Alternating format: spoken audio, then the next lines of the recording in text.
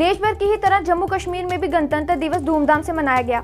75वें गणतंत्र दिवस के अवसर पर जम्मू के मौलाना आजाद स्टेडियम में प्रदेश का मुख्य समारोह आयोजित हुआ, जहां उपराज्यपाल मनोज सिन्हा ने राष्ट्रीय ध्वज फहराया और परेड का निरीक्षण करते हुए सलामी ली। अपने संबोधन के दौरान उपराज्यपाल मनोज सिन्हा ने कहा कि जम्मू कश्मीर में पंचायत और नगर निकायों के चुनाव अनुसूचित जनजातियों और अन्य पिछड़ा वर्ग के लिए आरक्षण का प्रावधान सुनिश्चित करने की प्रक्रिया संपन्न होने के बाद कराए जाएंगे। उन्होंने कहा कि जम्मू संभाग में बसे पश्चिमी पाकिस्तान से आए नागरिकों को जमीनों के मालिकाना अधिकार दिए जाएंगे। उपराज्यपाल ने कहा कि जम्मू कश्मीर में आतंकवाद अपनी आखिरी सांसें ले रहा है और सरकार उग्रवाद को प्रदेश से पूरी तरह से खत्म करने के लिए प्रतिबद्ध है। मार्च पास्ट में सेना, CRPF, JKP, SSB, NCC cadet और स्कूली छात्रों सहित अन्य टुकड़ियां शामिल हुई। वहीं जम्मू कश्मीर कला संस्कृति एवं भाषा एकेडमी की ओर से स्कूली बच्चों और कलाकारों ने देशभक्ति के गीतों पर रंगारंग सांस्कृतिक प्रस्तुतियां दी। और दर्शकों, जो अगला दस्ता सलामी मंच की ओर बढ़ रहा है, आज ही के दिन सन 1950 में इस महान राष्ट्र ने संविधान को अंगीकार करते हुए गणतंत्र का स्वरूप लिया था। इस पावन पर्व पर मैं देश के लिए सर्वोच्च बलिदान देने वाले वीरों, स्वतंत्रता सेनानियों एवं नीति निर्माताओं को नमन करता हूं। आज मैं Jammu Kashmir police, arm forces तथा केंद्रीय सुरक्षा बलों के उन सभी शूरवीरों को भी श्रद्धांजलि अर्पित करता हूं, जिन्होंने राष्ट्र की एकता, अखंडता अक्षुण्ण रखने में अपने जान की बाजी लगाई।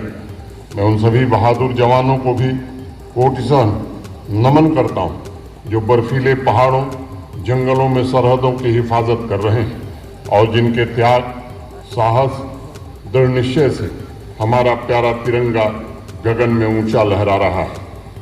जम्मू कश्मीर पुलिस का सेवा, साहस और त्याग तथा बलिदान का एक लंबा इतिहास रहा है। पूरे देश में जम्मू कश्मीर पुलिस ने कर्तव्य परायणता और दक्षता के उच्च मानदंड स्थापित किए हैं।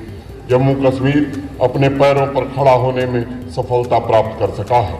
नई पीढ़ी के लिए नया समाज यह सन 2024 का मुख्य संकल्प रहा है। जम्मू कश्मीर का नया समाज विकसित देशों के समूह में अपना उचित स्थान हासिल करने के लिए तेजी से आगे बढ़ रहे भारतवर्ष को अपने कौशल, ज्ञान और संसाधनों से नया बल प्रदान करे, ऐसी कोशिश हो रही है। G20 की सफल बैठक ने एक तरफ जहां संपूर्ण दुनिया को जम्मू कश्मीर की आर्थिक मजबूती, व्यावसायिक क्षमता, सांस्कृतिक समृद्धि एवं पर्यटन की संभावनाओं से परिचित कराया है, तो वहीं दूसरी तरफ मानवता के दुश्मनों और आतंकवाद के सरपरस्तों को करारा जवाब भी दिया गया है। पड़ोसी मुल्क के इशारे पर चल रहे आतंकवाद के इकोसिस्टम और नापाक छद्म युद्ध पर अंतिम प्रहार करने की कोशिश हो रही है। हमने एक ऐसा जम्मू कश्मीर निर्मित करने का प्रयत्न किया है जिसमें शक्ति भी है, आध्यात्म की स्तुति भी है और मॉडर्न और वैज्ञानिक व्यवस्था की शक्ति भी।